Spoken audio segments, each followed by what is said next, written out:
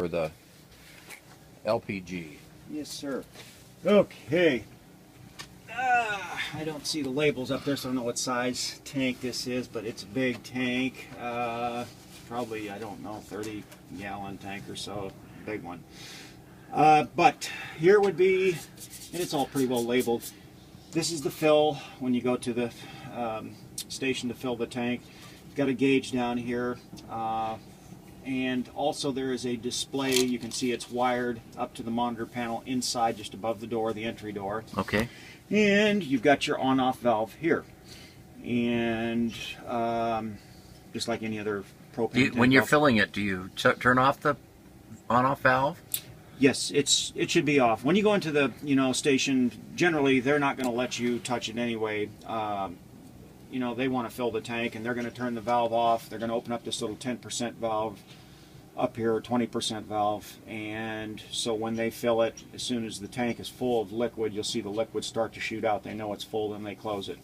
But yeah, generally, I've never been to a station where they let you actually do it yourself. Okay. But in case you did, yeah, you'd want to turn this off, open this, fill it until it was full. This started shooting liquid, then you know it's completely full.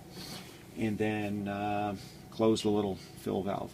But that's it. One thing, every once in a while, it's not a bad idea to shoot just a little bit of WD in there, maybe once a year or so. Sometimes, and this one looks great, people store them at the coast and stuff, and those things have a tendency to get rusted, and then they don't want to work, and that valve is a nightmare to change. Yeah. But, here, I mean, we don't have to worry about that so much like you do at the coast. Okay, there's our tank. And this overhang pulls down and kind of fits into right here. So it's a spring-loaded deal, huh? Yes. Okay, that great. Little awning rod, you just hook it up to that little loop right up there and pull it down, and hook that little loop right on that little catch. And that's how that one works. The other one's just all automatic, the slide topper. And these are not chromed wheels, but no, those are aluminum. Yeah, aluminum wheels. Okay. Yeah, actual good aluminum wheels. Okay. And did you find out if this is on a Freightliner chassis? Yes, it is. It is on a Freightliner chassis. It's a Freightliner chassis. Okay, great. This is an important area again for your electrical systems, fuses, breakers. They've done a nice job. They've labeled everything: mirrors, fog lights. This side would be for the ignition. When the ignition is turned on position, this stuff won't work till the ignition's turned on. Wipers and camera and jacks and all that stuff. Over here, this is directly off the battery, so these are things that will work, like the power seat, the radio. But anyway, importantly, all your fuses labeled up here, and breakers. Okay. And the washer fluid, what's that to? This is the windshield washer fluid. Okay. And that's the fill right there. Oh, and again, your release for the generator up there to pull on that. Yeah. Generator release, yeah. There's even, air compressor valve up here to hook up. So you can blow stuff off? Yeah, or if you needed to air up tires or whatever. Oh, wow. Yep, that's a neat feature of this coach. But very nice. There's that area there. I'll close this compartment so when we go inside we can... Okay. Here's our generator that we were kind of looking over earlier, and which runs super sweet like new, and coolant fill, oil fill, these should be checked each and every time before you start it. If it hasn't, if it's set for a while, your start switch out here, breaker out here. So you could actually start that right now? Yes, you can start it from out here. Okay. And a breaker out here. You throw it off if you start it from out here, or just leave the breaker on? You can just leave it on. Okay. It's got kind of a, what do they call, automatic, there's a delay in there. So when it starts, the power won't actually come on for about 10 seconds until the generator's set up and warmed up, chokes pulled off, and it's ready. Then it'll click the relay over after about 10-20 seconds, start producing power. Okay. But that's kind of important. Remember that breaker's up there in case you do ever trip it and you lose voltage. Come up here and look. It's something people always forget about. Okay. And so she just slides in here. Give it a good push. Get it to lock in. And that is that. And Now I notice on the door there's stairs that come out, right? Your electric step, and inside the door here on this left side there's a panel that has quite a few switches and buttons, and the main one being this 12-volt disconnect.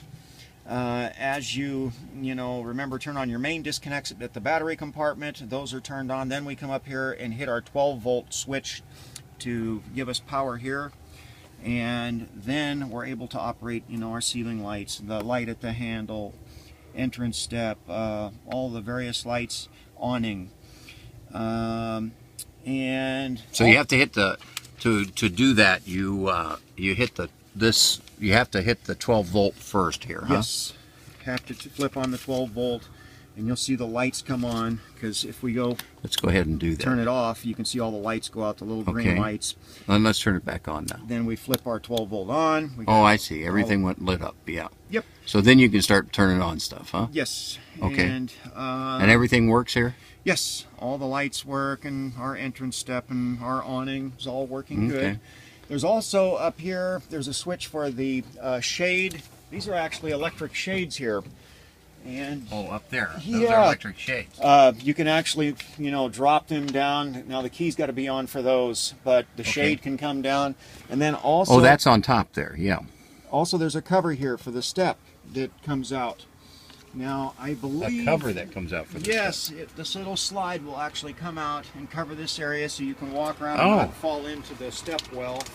I gotcha. So, now I think that's air operated, so I believe the door's got to be closed, and we'll have to have the ignition on to get that to operate, but... Okay. Have you tested that yet? Yes. Okay. And works good? Yeah, the first time when I tried it, it wouldn't come out, but I had the door open, and I had not yet turned on the key, and like I say, I think it relies on a little air in there. But then I tried it again, boom, boom, boom, and it slides in and out real nice. Okay. All of our controls... Let's go ahead and start this up so we can see exactly how to start it. Okay. Okay, so when we start this diesel, like most diesels, turn the key to the on position. Look at our indicator lights up here, and let's see here. How come we're not seeing? I guess it's ready. Usually there's a light. I don't say usually. When it's not ready or the engine has not been started, you'll see a light here that comes on. It says wait to start, and need to wait till that light goes out so that the glow plugs are ready to start. Now this light is already out, so she should be ready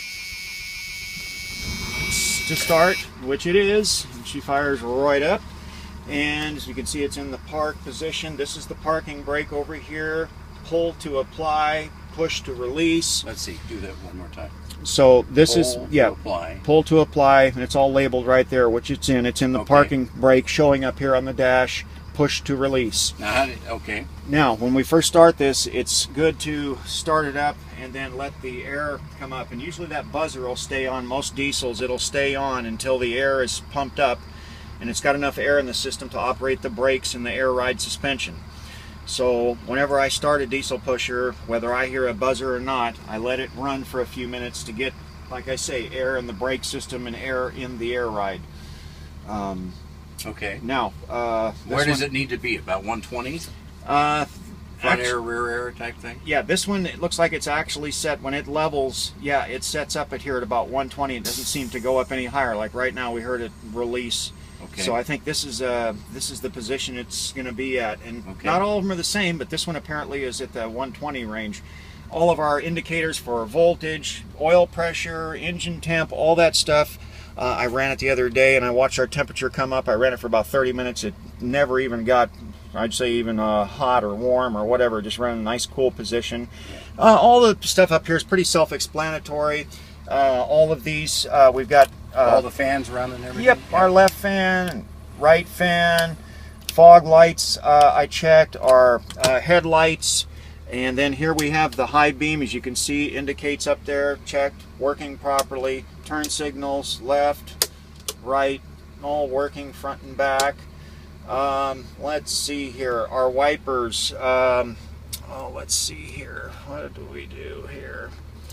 That's actually a what do you call it, a delay or whatever. So you can do one side or both sides? Well, it's actually both sides, but there's a little delay up here. What do they call it? Intermittent Does it have or whatever. Anything to squirt on the windows if you need to squirt? That would be to push down here. Now, I don't think there's any fluid in the reservoir, but that would be down below. Yes, to push to wash it. There. Yep. Okay. So I'll turn that to off.